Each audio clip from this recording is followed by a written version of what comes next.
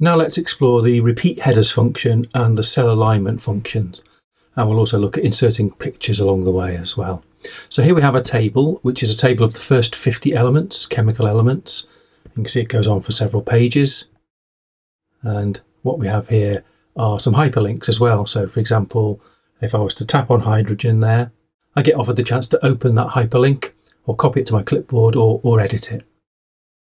Anyhow, let's move on down to some subsequent pages. So here we are on the third page, and by now we might be wondering, well, what were these again? What do these things mean? Well, it's hard to tell because there's no header on these subsequent pages, but you remember there is something on the table ribbon called repeat headers, so that sounds good, but it's greyed out and I can't seem to tap it. It doesn't seem to have any effect. Well, it only has an effect if you go actually to the headers row of your table. So if I just tap somewhere like there inside the header row, now the repeat headers option becomes available. And if I tap it, it stays on. It's now enabled. And what that means is if I scroll down to a subsequent page now, every page now gets a repeat of the header, which makes every page standalone in effect and easy to read and understand what these numbers mean. If you try to tap on one of these headers on any subsequent page, nothing happens at all. They're completely unselectable. They're just read-only things injected into your document.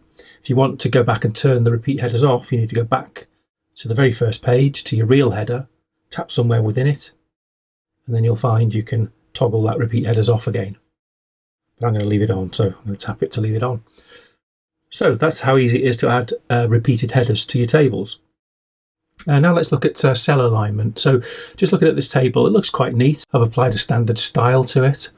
But these columns here, I think these would be nicer if they were centered rather than left justified. Each of those columns, it would be easier to read the group, the period and the block, I think. So how would I do that? Well, I guess I'm going to have to select some of these. So I'm just going to double tap and drag there.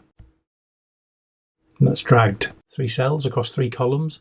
And if I go to alignment, I can see that they are indeed left justified. And if I tap to centre justify them instead, that's fine. They have gone to centre justification, but only the selection was affected. Not all the columns, not all the row, just the selection. So that's sort of partly what I want, but I want the whole column to be affected.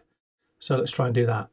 Now, it would be nice if there was a function here, say similar to the delete function up in the ribbon, where if I tap delete, I get offered the chance to delete the entire row of my selection, or the columns, or the entire table. It'd be rather nice if there was a select option up here as well, where I could select columns or select rows or whatever, but unfortunately there isn't. And even if you're using an external keyboard and you're familiar with keyboard shortcuts like the command key and the option key and so on, there's no convenient combination that lets you select down those entire columns. So what we're left with is dragging hold of this little handle and dragging to the bottom of the table. So it's a little bit fiddly, but it does work. So I'll do that now. Select that and start dragging down. When I get to the edge of the screen, I'm just holding my finger at the edge of the screen until I get to the bottom of the table, when it'll probably select too much. Now I just go back up until I'm at the position I want. So it's a bit touchy-feely, but it does the job. So now we have those entire 3 columns worth of data all selected. So now when I visit the alignment option and I pick center, you can see that it's done what I needed. So if I just tap away, all of these columns are now center justified. Makes it a lot easier to read. So that's good. So you've got your standard left, center and right justification for any cell or selected cells. What I'm going to do now is just show you that you don't have to just add text to your tables. You can also add other objects, including pictures. So I've got some pictures, and I intend to populate some of this column here called the image column, which is blank at the moment. So I'm just going to click in the helium section there, and I'm going to go to the insert ribbon and say insert pictures. And in my camera roll, I've got some illustrations. So helium balloons I thought would illustrate helium. So if I tap that, in comes the picture, full size. I'm just going to resize it down to a reasonable size for my table, quite small. Go back to the first page. And I need to make sure it's definitely located inside that helium cell. So I'm going to pick it up and drag it and drop it inside that helium cell there. And while I'm at it, I'm going to change the wrap text mode to be in line with the text, because I just want that picture to stay where it is, as if it was a text character, and move up and down as we edit the text. So that's done. I'm going to do the same with carbon. So I'm going to tap down in the carbon cell there. I'm going to go to the insert ribbon, insert pictures, back to my camera roll, and I thought a diamond might illustrate carbon. Again, just drag that down to a reasonable size. Make sure it's located inside the carbon cell, and change the wrap text to be in line with text. Scroll back to my first page. So there we've got a couple of pictures, and I think I've got one other which I'll use lithium. So to illustrate lithium, I'm going to go back to the insert pictures, camera roll, and I've got some batteries, like lithium ion batteries, and just resize that down as well. Back to the first page, make sure it's in the lithium cell, and I'm going to change its wrap text to be in line with text.